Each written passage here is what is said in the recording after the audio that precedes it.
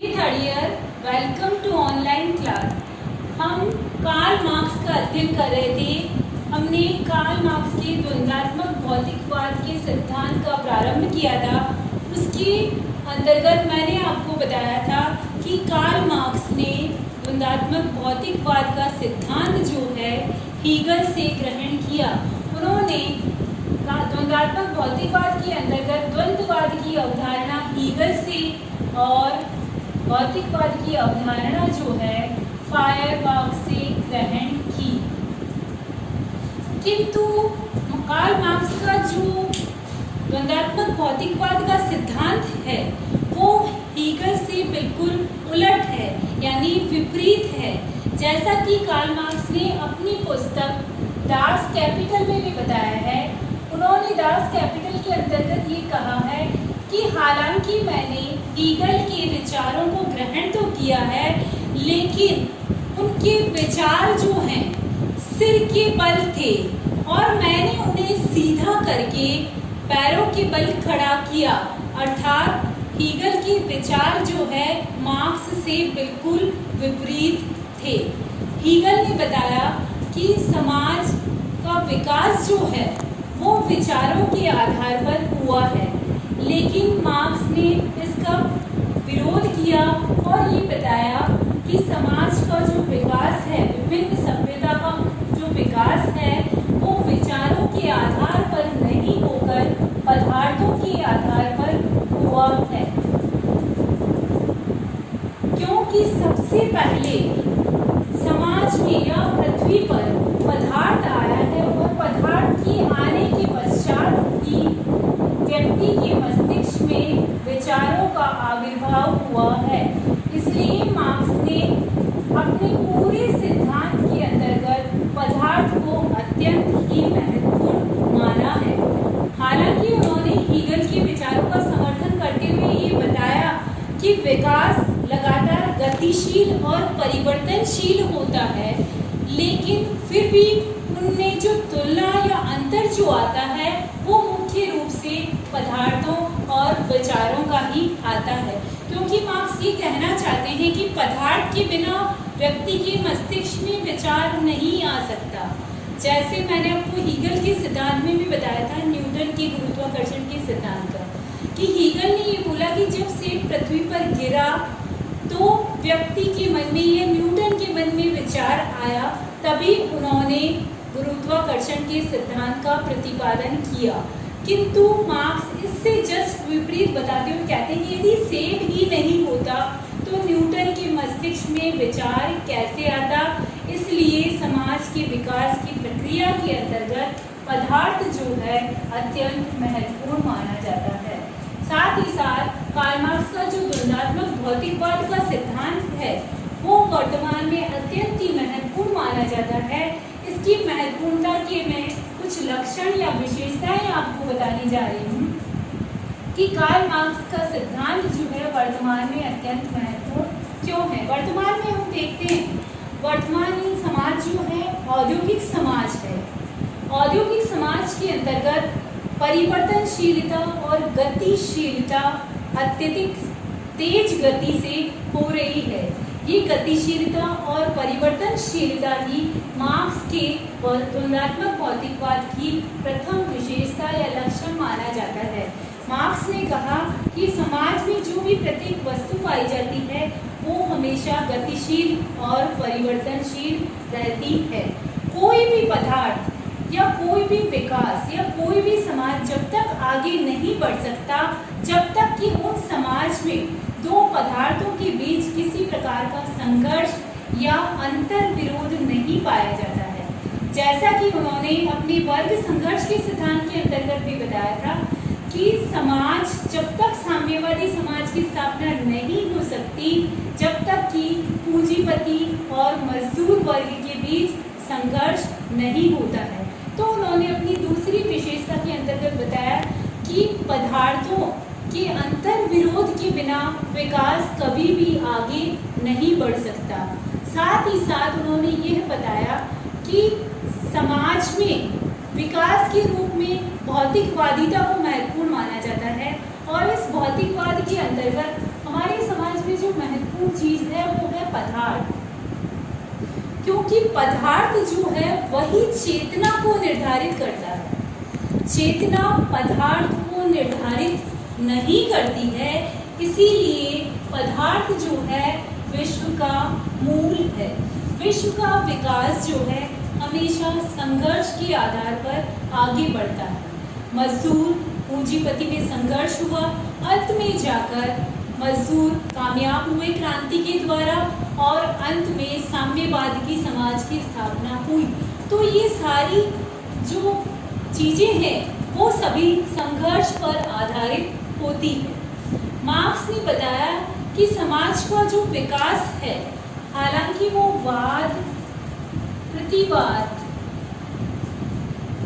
और संवाद से तो गुजरता है, लेकिन उसकी स्थिति जो है एक सीधी और सरल रेखा के रूप में कभी भी नहीं होती है, बल्कि समाज में जो विकास होता है हमेशा टेढ़ा मेढ़ा या सर्पिलाकार के रूप में होता है।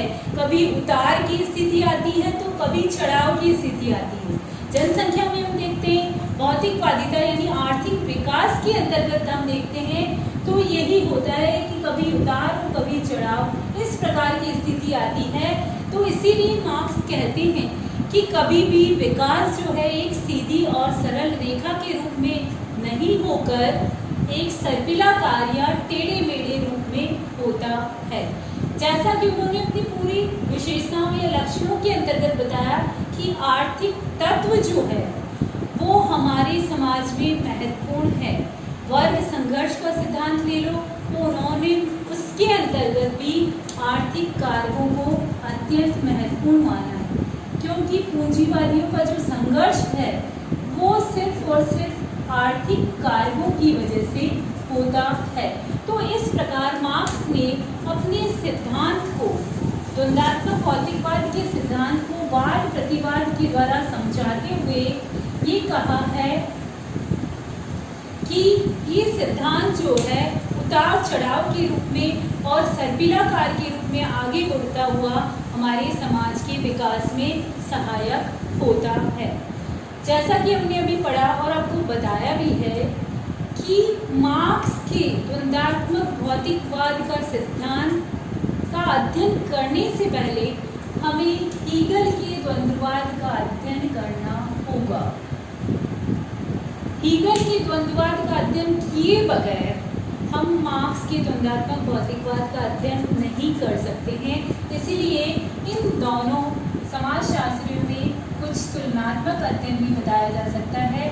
जैसे हीगल का आता है तो हीगल ने मुख्य रूप से किनके आधार पर समाज की विकास की प्रक्रिया को समझाया है, विचारों के आधार पर, किंतु मार्क्स ने जो है पदार्थों के आधार पर समाज का विकास समझाया है। यानी इसीलिए मर्टन ने कहा है कि प्रत्येक समाजशास्त्री जो होता है वो किसी अन्य समाजशास्त्री के कंधों पर खड़ा होता है, क्योंकि मार्क्स भी जो है किसके कंधों पर खड़े हैं, हीगल के कंधों पर खड़े हैं, क्योंकि उन्होंने हीगल से ही अपना द्वंद्वात्मक सिद्धांत जो है वो ग्रहण किया था। साथ ही साथ दूसरा जो तुलनात्मक अध्ययन के रूप में आता है कि मार्क्स ने अंत में जाकर वर्ग विहीन समाज की स्थापना का विचार रखा कि समाज जो है अंत में बिल्कुल वर्ग विहीन हो जाएगा या साम्यवादी समाज के रूप में स्थापित हो जाएगा, लेकिन हीगल ने ऐसा नहीं कहा। उन्होंने कहा विचारों की अनुभूति जो है व्यक्ति को अपने मस्तिष्क के आधार पर होती है, इसलिए व्यक्ति के मस्तिष्क में से विचार कभी भी समाप्त नहीं हो सकते हैं। साथ ही साथ हीगल का जो द्वंद्ववाद है वह आदर्शवादी है। आदर्शवादी क्यों है? क्योंकि इसके अंतर्गत उन्होंने विचारों के आधार पर समाज का विकास बताया है, जबकि मार्क्स का जो सिद्धांत है वो आदर्शवादी नहीं होकर प्रत्यक्षवादी है, यानी उसने प्रत्यक्षवादिता को महत्वपूर्ण माना है। उन्होंने कहा है कि विचार जो है वो अमूर्त है, जबकि पदार्थ जो है वो मूर्त है। तो जो चीज़ मूर्त है जिसे हम देख सकते हैं और छू सकते हैं, समाज का विकास भी उन मूर्त या प्रत्यक्षवादी आधारों पर ही होता है। इतना कुछ बताने के बावजूद भी कार्ल मार्क्स का जो सिद्धांत है उसके अंतर्गत बहुत सारी कमियां पाई जाती है, जिसकी वजह से कार्ल मार्क्स के सिद्धांत का जो प्रभाव है उस समय थोड़ा कम हो गया था। सबसे पहली कमी जो पाई जाती है, कार्ल मार्क्स ने आत्मा की उपेक्षा कि जिन पदार्थों का निर्माण मनुष्य खुद करता है, मनुष्य स्वयं करता है, उसके अंतर्गत उन्होंने बताया कि मनुष्य में आत्मा का निवास होता है और मस्तिष्क होता है, उसी के आधार पर उसके अंतर्गत विचार आते हैं। तो इस आत्मा के बिना या विचारों के बिना कभी भी पदार्थ का विकास नहीं हो सकता है। दूसरी जो आलोचना की जाती है वो उनके सिद्धांतों के लिए कहा जाता है कि यह असंगतिपूर्ण सिद्धांत है। असंगतिपूर्ण इसलिए है क्योंकि मार्क्स के द्वंद्वात्मक भौतिकवाद को हम बिना हीगल के द्वंद्ववाद को समझे बिना आसानी से नहीं समझा जा सकता है। तीसरी जो कमी बताई जाती है कि भौतिकवादी दर्शन है, अत्यंत भौतिकवादी है। भौतिकवादी क्यों है? क्योंकि इसने इसके अंतर्गत भौतिकवादिता या फिर पदार्थों को अत्यंत महत्वपूर्ण माना है, क्योंकि वर्तमान में पदार्थ जो होते हैं वही भौतिकवादिता के निर्माण में अत्यंत महत्वपूर्ण भूमिका निभाते हैं।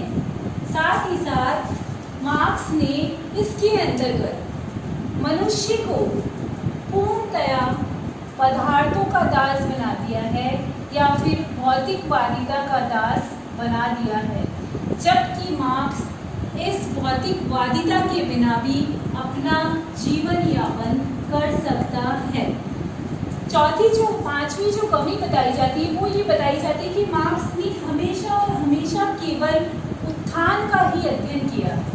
उन्होंने ये बताया कि पदार्थों में विकास होता रहता है और आगे से आगे विकास ही होता रहता है, लेकिन हमने कई सभ्यताएं देखी, सिंधु सभ्यता, हड़प्पा सभ्यता, इनका उत्थान हुआ एक समय पर, लेकिन साथ ही साथ जो है इनका पतन भी हुआ। इसीलिए हम इतिहास को केवल उत्थान की कहानी ही नहीं कहकर पतन की कहानी भी कह सकते हैं। तो मार्क्स ने उत्थान के बारे में ही बताया, किंतु इसके पतन के बारे में किसी भी तरह की कोई भी अवधारणा प्रस्तुत नहीं की। हालांकि कभी भी कोई भी सिद्धांत दिया जाता है तो उसकी कमियां तो बहुत होती है, लेकिन इन कमियों के बावजूद भी कार्ल मार्क्स का जो सिद्धांत है वर्तमान में अत्यंत महत्वपूर्ण माना जाता है, क्योंकि कार्ल मार्क्स ही जो था जिसने प्रत्यक्षवादिता का समर्थन किया और प्रत्यक्षवादिता के आधार पर उन्होंने वैज्ञानिक पद्धति का निर्माण किया और साथ ही साथ अंत में साम्यवादी समाज की जो अवधारणा है वो उन्होंने निर्मित की।